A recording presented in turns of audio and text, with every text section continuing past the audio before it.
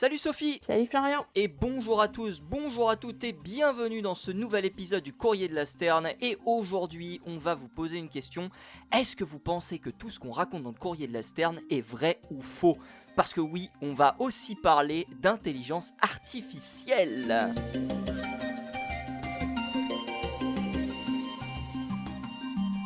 Alors Sophie, est-ce qu'on ment à notre public ? Est-ce qu'on utilise de l'intelligence artificielle Est-ce depuis le qu'on utilise début de pour la- faire nos épisodes? de- C'est ça la question? Exactement, c'est ça la vraie question. Est-ce que nous sommes des gens avec une voix programmée pour répéter des choses sur les oiseaux ? Bon, bah, j'espère pas.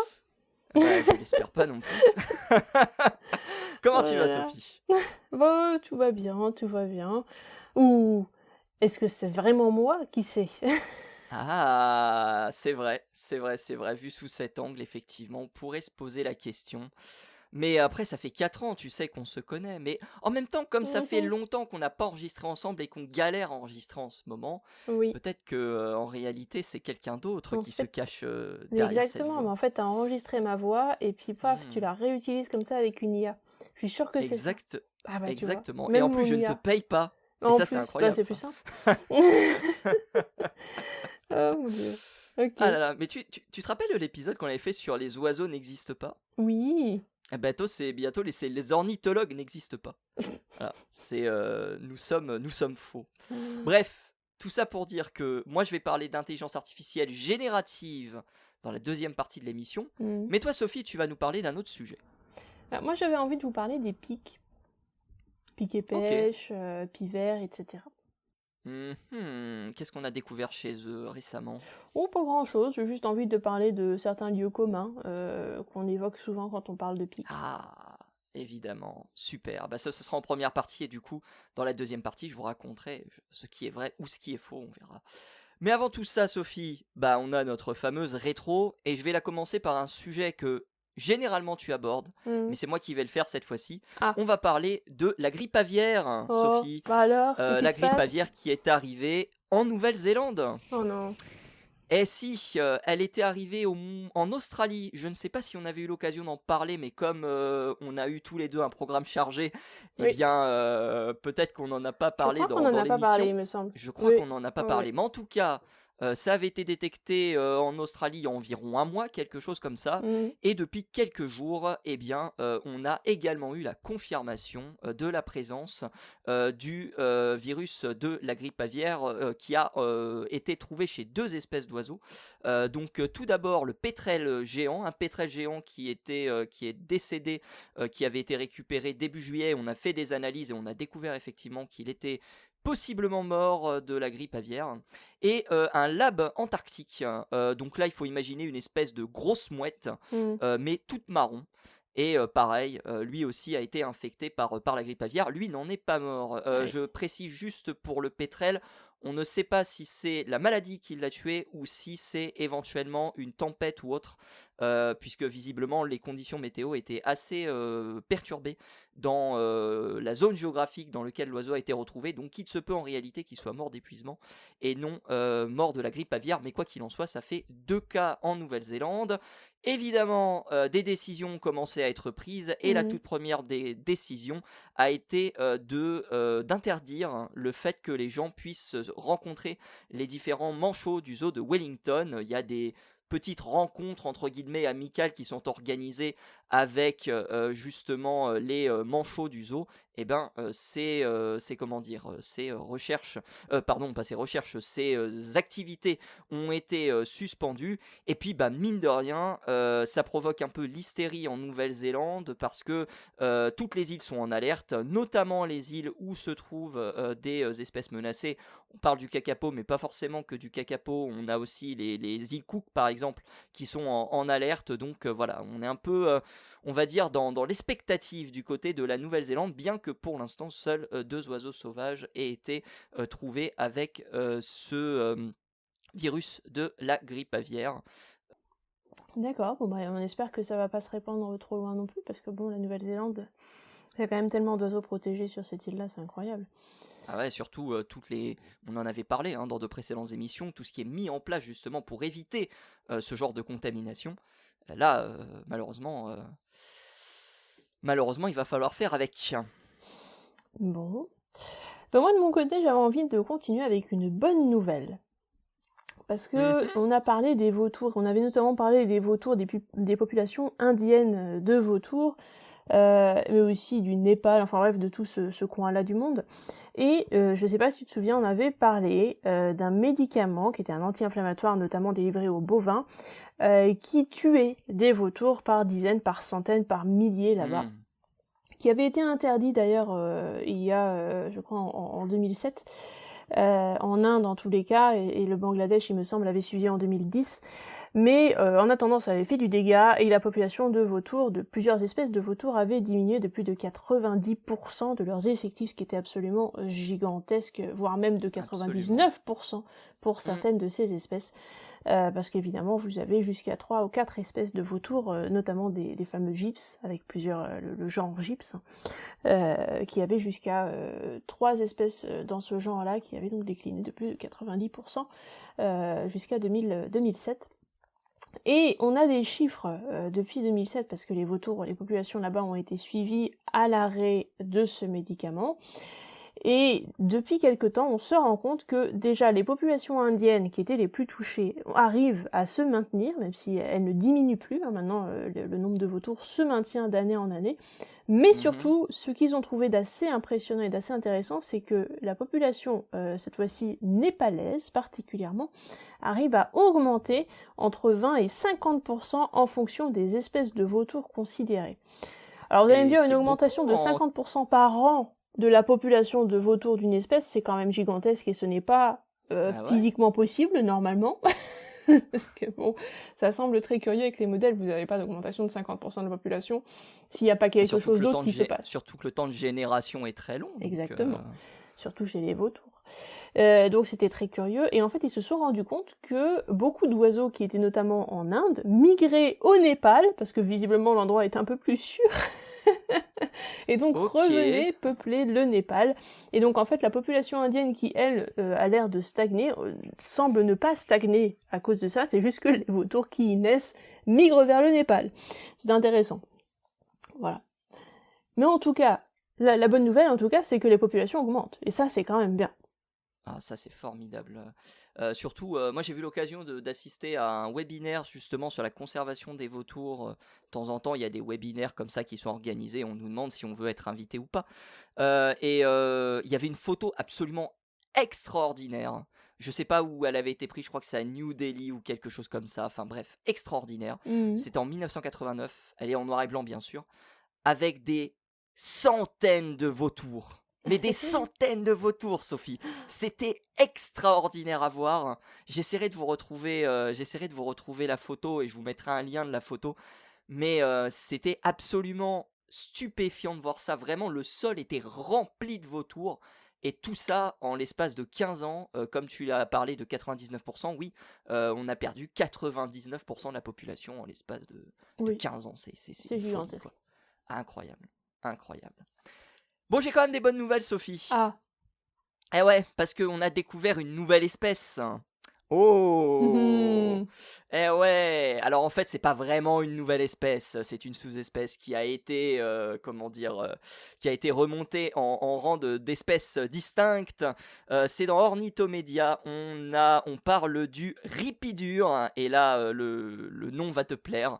Le ripidure joyeux, parce que son chant est joyeux, de Babar.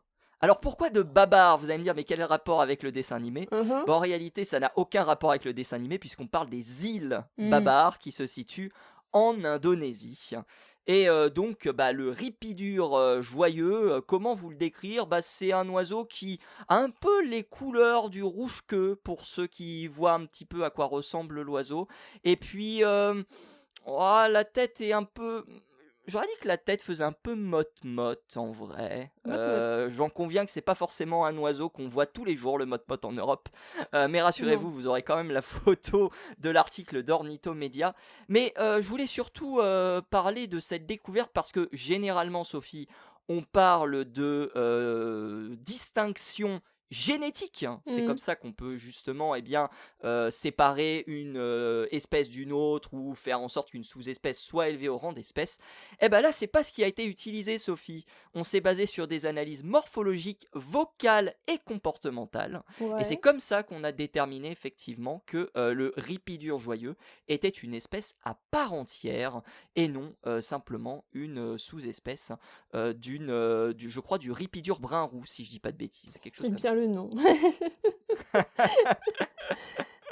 mon Dieu, ça c'est un nom très Voilà, voilà. sympa. Très bien. Donc, nouvelle espèce qui, pour l'instant, alors je sais pas si elle a été homologuée, je pense qu'elle devrait l'être si elle l'a pas été encore, mais voilà, sachez que article dans Ornithomédia à retrouver évidemment dans la description. Bon, et ben écoute, on va rester sur des histoires d'espèces parce que on a un petit article qui a été publié sur Ibis de ce 21 juillet donc 2026 qui nous explique que les collections d'histoire naturelle dans les musées, finalement, c'est quand même vachement bien, parce que grâce à ça, on peut arriver à comparer des spécimens d'espèces qui ont disparu à des spécimens d'espèces actuelles, et grâce à ça, on peut non seulement les comparer au niveau de la taille, mais on peut aussi inférer des questions écologiques, notamment sur leur comportement, mais aussi leur mode de vie, leur reproduction, etc. Et c'est ce qui a été fait avec un petit animal qui s'appelle le kokako, qui vient donc Ok. de la Nouvelle-Zélande, pardon. Ça m'est échappé là sur le coup. En plus, on a parlé juste avant, c'est terrible. Donc le kokako, il y a plusieurs espèces de kokako en Nouvelle-Zélande. Vous avez notamment le kokako de l'île du Nord, dont le petit nom scientifique c'est Calaeas wilsoni, et le kokako de l'île du Sud qui est Calaeas cinereus, ce dernier étant malheureusement éteint. Mais quelques spécimens étant conservés dans des muséums d'histoire naturelle, eh ben, on a pu les comparer au kokako du Nord, qui donc nous permet d'inférer sa reproduction, sa biologie, son mode de vie, etc. Mhm. Et comment ça vivait à l'époque. Et ça permet non seulement de reconstituer comment ça vivait, mais ça permet aussi d'aider les populations actuelles de kokako, parce que grâce à ça, vu que c'est des espèces qui sont très proches au final dans leur écologie, dans leur mode de vie, on va pouvoir, grâce à ça, trouver peut-être ce dont ils ont besoin, et donc des moyens de mieux préserver les espèces qui nous restent aujourd'hui. Intéressant. Est-ce que Sophie, tu as encore une dernière chose à rajouter? Et Est-ce que ce tu sera as tout pour vu moi. Migratory Birds, le documentaire qu'on a discuté ensemble la dernière fois J'ai pas eu le de temps. Disney? J'ai pas eu le Alors je temps. l'ai vu, Tu l'as je vu, l'ai ça vu y est. Sophie. Eh oui, je l'ai vu. 25 minutes de documentaire sur donc Waterbirds, donc les oiseaux d'eau. Mhm. Et c'est un documentaire fait comme, on va dire, à l'époque, dans les années 50, avec une voix off. En fait, c'est un peu une espèce de page Wikipédia de tous les oiseaux d'eau que tu peux rencontrer finalement. Donc D'accord. il va y avoir de la foule, il va y avoir du grèbe, il va y avoir il va y avoir de l'aigrette, il va y avoir du héron, il va y avoir du canard, il va y avoir vraiment tous les Ok. oiseaux qu'on peut retrouver au niveau de l'eau, Mhm. avec donc toujours une petite voix et une petite anecdote qui t'amène justement des informations sur ces oiseaux. Mais on passe très vite, hein, on passe 30 à 45 secondes sur chaque espèce, Ouais. et surtout de la musique omniprésente, et l'objectif de mettre en avant justement, un peu comme dans les courts-métrages finalement, les mouvements des animaux, et Ouais. ça se voit notamment, il y a une scène avec le grèbe huppé. Non, Ah c'est oui. pas le grèbe huppé qu'ils ont pris, Ah, c'est pas lui? c'est l'autre grèbe dont j'ai oublié le nom d'ailleurs, c'est le grèbe américain, dont ils ont repris en fait donc il y a la danse, hein, de cet oiseau, hein. Ce sont des oiseaux dont les deux partenaires dansent à la période de reproduction, et ça donne des scènes absolument extraordinaires. Et Mhm. bah justement, on avait cette scène et la musique du coup qui suivait justement la danse, plus ou moins frénétique parce que ce sont des mouvements qui sont très rapides, hein, les danses de grèbe. Donc voilà, il y avait la volonté d'utiliser quelque part l'image et de la comment dire, de faire en sorte de lui donner aussi une certaine sonorité, avec justement l'utilisation de cette musique, et voilà un petit peu ce que j'ai pensé de ce documentaire. Voilà, c'est un documentaire qui va très très vite dans ce qu'il a à montrer. Il y a de superbes images sur certains documentaires. Il y a notamment des images du gigis blanc, Sophie. Rappelle-toi de cet oiseau qu'on Oui, avait évoqué ensemble, oui, donc la sterne blanche, c'est comme ça qu'on l'appelle, en anglais, qui pond un œuf mais qui ne fait pas de nid. Et oui. donc là, on a justement l'image de cet oiseau qui pond sur une branche et du jeune qui arc-bouté sur la branche. Pauvre Et je bête. sais pas comment ils ont fait pour filmer ça, mais c'était assez impressionnant. Et puis aussi, il y a des, je sais plus ce que c'était, je crois que c'est des aigrettes, mais je suis pas sûr, Mhm. ou des grues, j'ai un doute. Je me rappelle plus, pour être honnête, parce que ça fait 2 semaines que j'ai pas revu le documentaire. Et vraiment, ils avaient filmé vraiment les oiseaux de très très proche, genre vraiment de 4-5 mètres. C'était vraiment assez impressionnant de voir les oiseaux d'aussi près. Donc c'était plutôt cool. Et puis en plus, il parle aussi du cincle. Mm. Voilà, donc on a aussi des images du cincle qui vole entre guillemets dans l'eau. Ce qui est assez. Après, il y a un peu de la dramatisation parce que le cincle jeune, il découvre son environnement avec la Mm. cascade, mais d'un coup, il est pris dans le torrent. Et du coup, eh ben, qu'est-ce qui va se passer? Est-ce que justement l'oiseau va s'en sortir puisqu'il Mon dégringole les Dieu, mon cascades Dieu. les unes après les autres? Et évidemment, tout finit bien. Ça, c'est un peu aussi le reproche que je peux faire à ce documentaire, c'est que un peu tout finit bien, en fait, euh, dans ce, Oui, dans mais ce, c'était pour dans les ce enfants. documentaire. C'était Ah, pour les enfants évidemment, à l'époque. c'est fait pour les enfants. Et Et, oui. et c'est une chouette capsule temporelle à regarder. Je vous remettrai le lien dans la description si vous voulez aller la regarder. Elle n'est qu'en anglais. Il n'y a pas de sous-titrage français malheureusement, mais voilà. Donc, je pense que ce sera un anglais assez compréhensible. Voilà. Eh ben merci. Et bah de rien. Et du coup, on va parler des pics désormais. On va dans la deuxième partie parler de ce qui est vrai et de ce qui est faux chez les oiseaux. Mais peut-être que Sophie va prendre ma roue dans cette première partie parce qu'elle va nous parler des pics et des lieux communs autour de ces oiseaux. C'est parti, juste après le générique.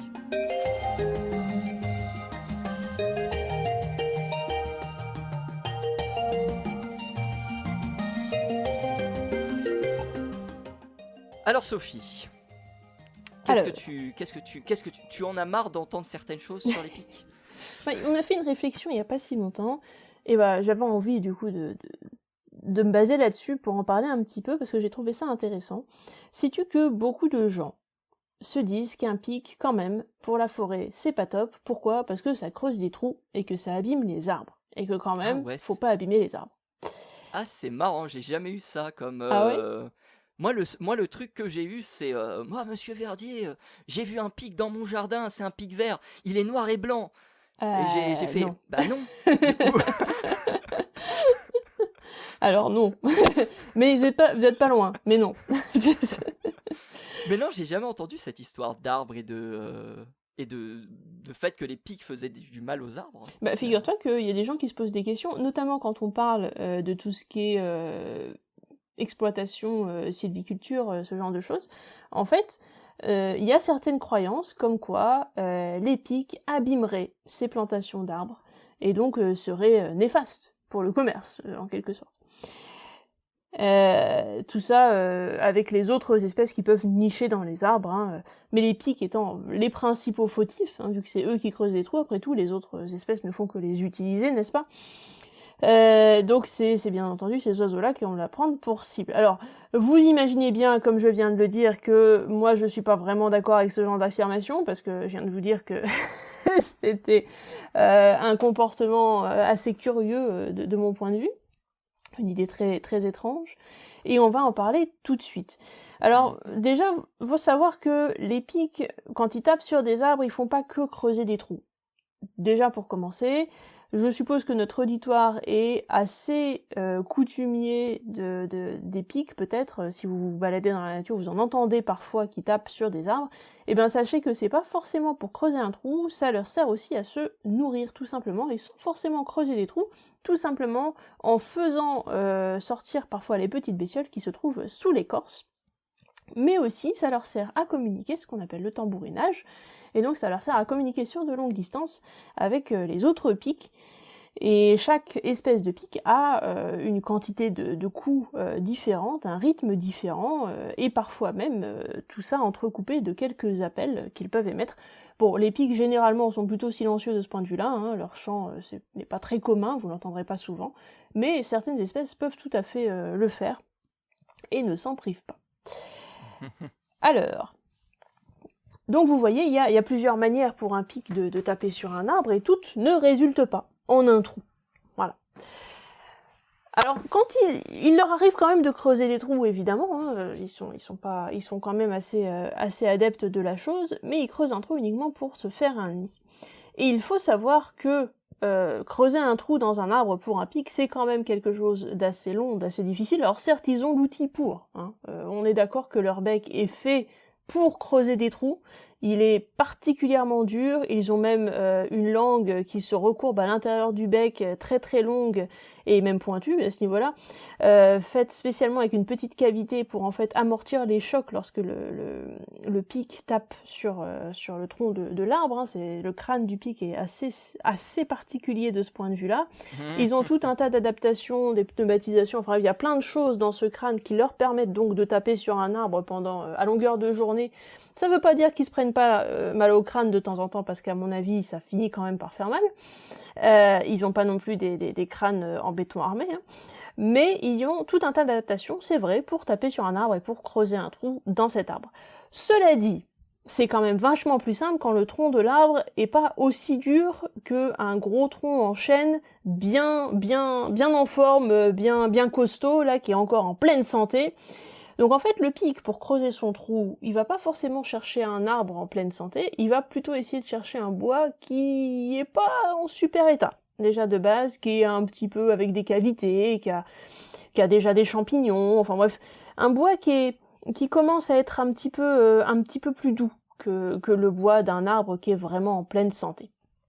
Donc en fait, ce qu'il se passe, c'est que lorsque le pic veut creuser son trou, il va chercher un arbre qui n'est plus en très bonne forme et qui de toute façon n'aurait pas forcément été très utile pour l'exploitation forestière ou pour la forêt en règle générale, pour la régénération de la forêt, enfin bref, pour l'environnement, ce ne sont pas des arbres en pleine santé qu'il utilise pour creuser son trou en règle générale, ce sont des arbres qui sont un peu malades, qui sont pas top et qui vont peut-être bientôt finir à plat sur le sol parce qu'ils sont plus vraiment prêts à continuer en fait. On dirait, Voilà. on dirait à la fin d'un film, d'un blockbuster américain. Je ne peux plus continuer. Exactement. Continuez sans moi. Je vais m'arrêter là. Non, ne vous retournez pas. Je vais me sacrifier pour l'équipe. Oui, c'est ça. Donc ils vont. Donc bon, voilà. Donc faut quand même prendre ça en compte. Donc le pic. Et toutes les espèces de pics, hein, ils sont pas dingues. Quand ils creusent leur trou, ils vont pas se compliquer la tâche, ils vont au contraire essayer de trouver un bois qui n'est pas trop dur, parce que c'est quand même le plus simple pour eux. Alors certes, ils vont creuser leur trou, et certes après ce sera réutilisé par d'autres animaux, hein, parce que il y a plein, notamment les chouettes et les hiboux qui vont utiliser ce genre d'endroit, enfin il y a plein d'oiseaux qui vont prendre possession, et d'autres choses qui sont pas des oiseaux, comme des écureuils par exemple, qui vont prendre possession de ces cavités après pour y faire leur nid, et pour y élever leurs petits. Mais ces cavités, lorsqu'elles sont creusées par le pic, elles sont faites généralement dans des bois qui ne sont plus très en forme. Donc normalement, ça n'impacte pas vraiment la santé de la forêt en général. Il faut savoir aussi que y a quand même des pratiques chez les pics qui peuvent parfois endommager les troncs. Alors vous allez me dire c'est tout beau parce que bon là tu nous montres le bon côté de la chose, mais est-ce qu'il y aurait pas aussi un côté un peu plus sombre, hein, au petit pic? Est-ce que il y aurait pas quand même de temps en temps des moments où le pic, il peut abîmer un peu les arbres? Parce que moi j'en ai vu un, et puis il faisait des tas de petits trous partout dans l'arbre, et quand même c'était pas top. Alors si seulement c'était des petits trous. Effectivement. Alors les pics, bon, on va partir sur le côté de la nourriture. Donc les pics, ils mangent quoi? Généralement, ils mangent des insectes, plein de petites choses qui se cachent sous l'écorce, et ils ont tout un tas d'adaptations qui leur permettent d'aller choper ces insectes. Ils ont notamment donc des petites pattes bien griffues qui peuvent, avec deux doigts à l'avant, alors il me semble que c'est 2 doigts à l'avant, 2 doigts à l'arrière, il me semble sur les pics, mais je peux me tromper, qui leur permettent de bien s'agripper au tronc, mais surtout ils ont une queue avec des plumes qui sont extrêmement rigides, qui leur permettent en fait de faire un peu, de s'appuyer sur le tronc avec la queue aussi. Donc comme ça ils peuvent se reposer sur la queue lorsqu'ils s'appuient sur le tronc, et ça leur permet vraiment d'avoir une position très très stable pour quand ils creusent des trous, et puis pour quand ils se posent sur les troncs tout simplement. Donc ils peuvent rester accrochés pendant des heures et des heures, ça ne les dérange pas. Donc ils ont toutes ces petites adaptations pour creuser et pour taper sur des arbres en règle générale, qui leur sont bien pratiques. Et effectivement, il leur arrive, donc lorsqu'ils vont chercher des choses sous l'écorce, de faire des petits trous en plus. Et parfois ils font des petits trous, pas forcément pour aller chercher des choses sur l'écorce, mais pour aller chercher de la sève dans l'arbre. Alors, on a tendance à penser que la plupart de ces animaux-là sont exclusivement insectivores. Ce n'est pas le cas. Il y a aussi quelques espèces, et pas mal d'espèces en fait de ces oiseaux-là, des pics, qui ne rechignent pas à manger quelques graines, mais aussi parfois de la sève des arbres. Et donc dans ces cas-là, ils vont creuser des tas de petits trous, alors ça fait un peu des colonnes, en quelque sorte de trous, sur un tronc, vous allez voir comme ça des petits trous les uns au-dessus des autres, qui sont en fait des trous dans lesquels, un peu comme lorsque vous allez faire du sirop d'érable, vous allez aller creuser un trou dans un arbre et mettre un truc en dessous pour que le sirop s'écoule, enfin la sève de l'arbre s'écoule, et ben eux ils font pareil avec les arbres, ils font tous un tas de tout petits trous pour que la sève s'écoule de ces trous et qu'ils puissent ensuite après l'utiliser pour eux et donc la boire tout simplement. Pourquoi ? Parce que évidemment c'est très très nutritif la sève de l'arbre, hein. C'est hyper chargé en sucre et ça leur permet donc de survivre, notamment quand vous avez un hiver qui est un peu rude, ce genre de choses, ben vous allez faire des petits trous comme ça pour récupérer la sève et donc pour pouvoir survivre un peu plus longtemps. Est-ce que on s'est posé la question de savoir si les pics pouvaient aussi utiliser cette sève pour récupérer des insectes qui seraient piégés dedans, du coup, avec l'écoulement sur le long du tronc, et du coup le pic a plus qu'à se servir?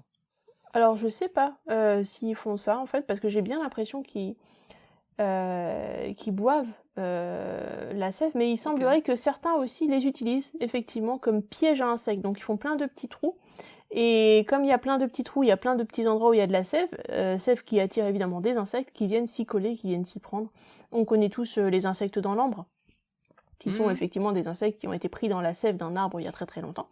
Bah là c'est pareil, ils utilisent cette même méthode pour aller récupérer des insectes dans la sève en même temps que la sève, ça leur plaît bien, j'imagine ça fait le petit bonbon, j'imagine bien l'insecte entouré de sucre, tu sais, un peu comme un petit bonbon, une petite sucrerie.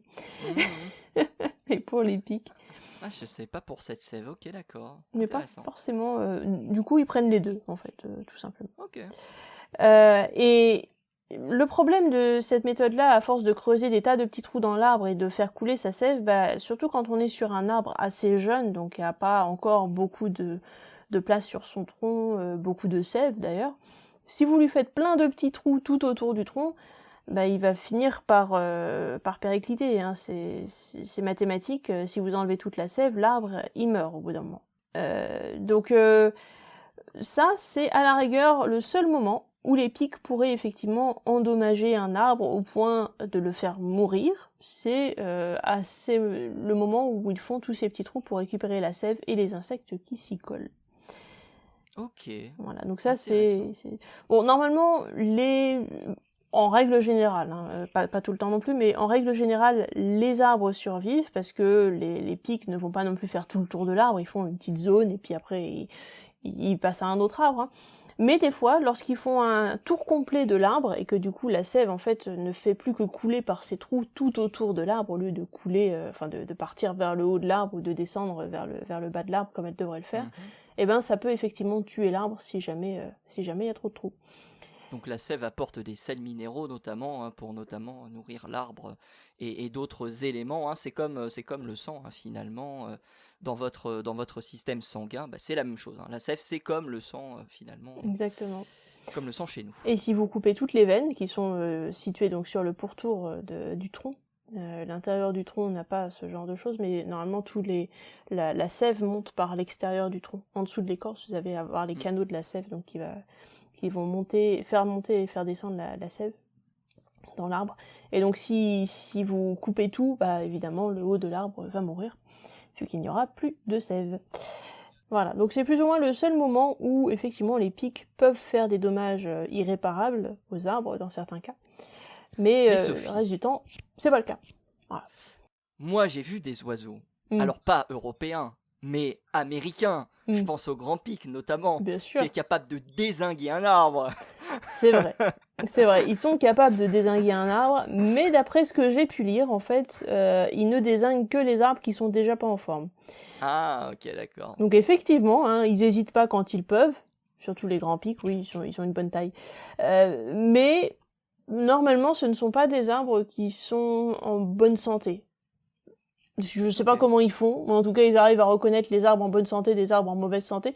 J'imagine que c'est quand même aussi une question de survie pour eux, parce que creuser un trou dans un arbre en bonne santé, ça va certainement prendre vachement plus longtemps que de creuser un trou dans un arbre qui n'est pas en bonne santé, parce que, comme on a dit, le bois est plus mou peut-être, il est moins résistant, enfin bref, c'est plus simple à creuser. Donc c'est une dépense énergétique en moins, tout simplement. Faudrait que je m'y penche pour être honnête sur le pic et la relation qu'il a avec l'arbre. Il y a beaucoup de choses à mon avis que je ne sais pas. Et c'est vrai que c'est un angle qu'on n'utilise pas beaucoup, l'angle de la connaissance des arbres et de la végétation au sens général du terme de toute façon. Oui, c'est vrai. Il y a une dernière petite manière dont que les pics ont de taper sur les arbres pour faire des petits trous, c'est lorsqu'ils font ce qu'on appelle un grenier. Est-ce que tu en as entendu parler ? Non, mais du coup ils stockent des trucs. Exactement, ils prennent des graines, ils prennent des noix, ils prennent des trucs pour les stocker pour l'hiver, pour quand il y aura plus rien.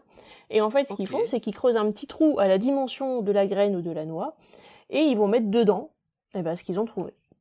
Ah oui, comme le plic glandivore qui met les glands dans l'arbre aux États-Unis. Voilà, c'est Exactement. grosso modo l'arbre. Après, c'est un supermarché à glands.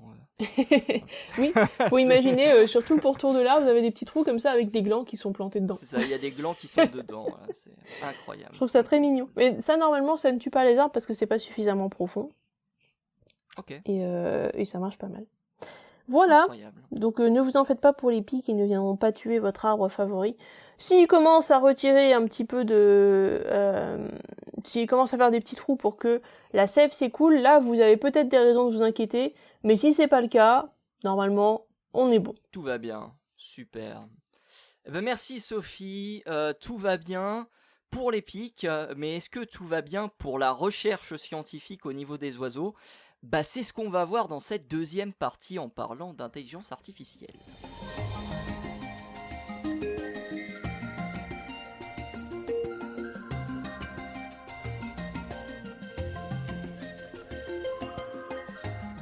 Sophie, l'intelligence artificielle, on en a parlé en bien dans l'émission, Oui. avec ces scientifiques qui l'utilisaient pour notamment chercher des oiseaux qui avaient disparu dans les forêts d'Amérique du Sud. C'est un épisode qu'on avait discuté ensemble, mais depuis quelques mois, ça tire la sonnette d'alarme du côté des ornithologues, mais pas que. Parce qu'on a une prolifération très inquiétante de contenu d'oiseaux faits avec de l'intelligence artificielle. Il y a deux contenus principaux. Je vais y revenir d'ici quelques instants. Mais d'abord, je vais évoquer un peu comment fonctionne ce système d'intelligence artificielle. Donc, c'est en gros quelque chose qui se nourrit de toutes les informations, de toutes les images qu'il y a sur internet et qui en fait par la suite une image référencée, qui n'est pas forcément vraie, référencée, où il y a carrément des gens qui demandent justement à une intelligence artificielle de faire une image. Donc je sais pas, par exemple fais-moi un corbeau blanc sur une branche d'arbre alors que le soleil est en train de se coucher, et là paf, vous avez la photo de votre corbeau blanc avec le soleil qui est en train de se coucher. Donc voilà, vous demandez justement à une intelligence artificielle avec des mots-clés, avec des références, de pouvoir produire une image. Bah, ça pose problème. Ça pose problème notamment dans la communication liée donc à l'ornithologie, donc notre travail, Sophie, d'une certaine manière. Et le premier à avoir alerté là-dessus, c'est Derek Salman. Alors Derek Salman, il n'est pas très connu en tant qu'ornithologue, hein, même si effectivement il a une bonne réputation. Mais c'est quelqu'un qui a une chaîne YouTube qui s'appelle Badgerland Birding. Donc ça fait partie de ces nombreuses chaînes YouTube qu'on peut trouver sur l'ornithologie. Et il a été le tout premier à alerter sur des vidéos faites en intelligence artificielle, mais intégralement faites en intelligence artificielle, avec des miniatures faites avec de l'intelligence artificielle et avec des commentaires faits aussi en intelligence artificielle, avec des textes écrits par une intelligence artificielle et lus par une voix faite en intelligence artificielle. Quand on vous disait qu'avec Sophie, on n'était pas sûr si on était humain ou pas, on est réellement dans ce cadre-là, puisqu'on a une vidéo sur un sujet au hasard, comment nourrir les oiseaux, et donc vous allez avoir un titre du style comment dire, ces méthodes pour nourrir les oiseaux facilement, ou ce genre de choses là. Donc en plus des titres bien accrocheurs pour vous donner envie de cliquer, et puis vous allez avoir une voix qui va faire: les oiseaux, pour les nourrir, il va falloir leur donner des graines, et puis après il va falloir leur donner de l'eau. Bon, j'invente, hein, bien sûr, hein, je ne suis pas très bon pour représenter l'intelligence artificielle, mais grosso modo, vous avez une voix plutôt morne, plutôt, comment dire, neutre, qui va parler sur un ton assez simple, et qui va justement vous donner plein d'informations en rapport avec les oiseaux. Des informations qui sont vraies, mais aussi des informations qui sont fausses, puisque selon une étude qui est sortie l'année dernière, 60% du contenu que l'on trouve généré par des intelligences artificielles, et là on parle du coup de contenu d'information, est faux. Donc il faut extrêmement faire attention à ce que l'on fait, et c'est pour ça qu'on s'est retrouvé avec des gens qui par exemple sont allés à l'hôpital aux États-Unis parce que l'intelligence artificielle leur a dit de prendre par exemple de l'acide chlorhydrique pour un mal de gorge. Donc tout ça pour dire, n'écoutez pas une intelligence artificielle pour vous soigner, allez voir un vrai médecin ou allez directement sur des forums qui auront des informations plus intéressantes à vous donner sur ce genre de choses. Donc ça, c'est la première chose. Cette vidéo, je vous la mettrai dans la description. Elle est en anglais bien sûr, mais vous allez très vite comprendre comment reconnaître ces fausses vidéos en intelligence artificielle qui prolifèrent. Et il y en a, comme je l'ai dit, en français, bien sûr. Mais il y a pire, Sophie. Il y a pire, parce que depuis quelques années, l'intelligence artificielle s'étant de plus en plus perfectionnée, eh ben, on a de plus en plus de mal à reconnaître certaines photos et se dire si elles sont vraies ou si elles sont fausses. Ce qui fait que maintenant, dans les bases de données utilisées à l'international, et je pense notamment à la Macaulay Library, puisque c'est une des bases de données les plus référencées au niveau des oiseaux, base de données américaine, eh bien, on a des gens qui mettent des photos générées par une intelligence artificielle. Et on a des gens qui doivent justement, avec énormément de connaissances dans le domaine de l'ornithologie, identifier ces clichés pour savoir si ce ne sont pas des clichés faits avec des intelligences artificielles. Alors dans ce cas, on a deux types de personnes. On a une personne qui va créer une image en intelligence artificielle et qui va la mettre dans la base de données, qui va se dire bon bah voilà, j'ai fait une image en intelligence artificielle pour alimenter la base de données et ça fonctionnera très bien. Mais il y a pire. Mais il n'y a pas pire parce que le comportement il est horrible. Il y a pire parce que les gens l'ignorent. On a certaines personnes qui arrivent à embellir des photos avec l'intelligence artificielle et ensuite à mettre ces photos sur les sites justement de partage de photos et de bases de données. Pourquoi ces gens améliorent ces photos? Eh ben, ils prennent la photo avec leur appareil ou autre et puis ils se disent oh, la photo elle est pas belle, donc je vais l'améliorer avec une intelligence artificielle et je vais la poster ensuite sur la base de données en question. Et il y a eu un souci absolument incroyable qui s'est passé il y a quelques mois de cela. On est au Brésil et il y a quelqu'un qui a pris une photo d'un oiseau, qu'il a mis justement sous intelligence artificielle et qu'il a envoyé dans la base de données de la Macaulay Library. Et là, tout le monde est tombé sur la tête puisque tout le monde pensait avoir vu pour la toute première fois la donnée du carouge à épaulettes qui est grosso modo un espèce de merle avec des petites plumes rouges hein, que l'on trouve aux États-Unis et au Canada. Et ces gens étaient absolument surpris parce que c'était la première fois qu'ils voyaient ça au Brésil. Et donc forcément, première donnée incroyable, où vous l'avez trouvé, etc., etc. Et puis, en analysant le cliché, les ornithologues se sont aperçus de quelque chose. Ils ont vu que la photo avait été modifiée. Et qu'en réalité, le carouge à épaulettes qui avait été identifié était un oriole à épaulettes, qui Oh. est un oiseau qui ressemble énormément au carouge. Mais quand je dis énormément, c'est que je vous invite à faire le comparatif des deux photos. Et c'est comme ça qu'on a pu déterminer que la donnée qui avait été observée au Brésil et qu'on prenait pour une première, en réalité ne l'était pas. Et donc on a de plus en plus de personnes qui utilisent justement cette intelligence artificielle pour magnifier les photos et ensuite les rentrer dans des bases de données sans prendre en considération le fait que certains oiseaux se ressemblent.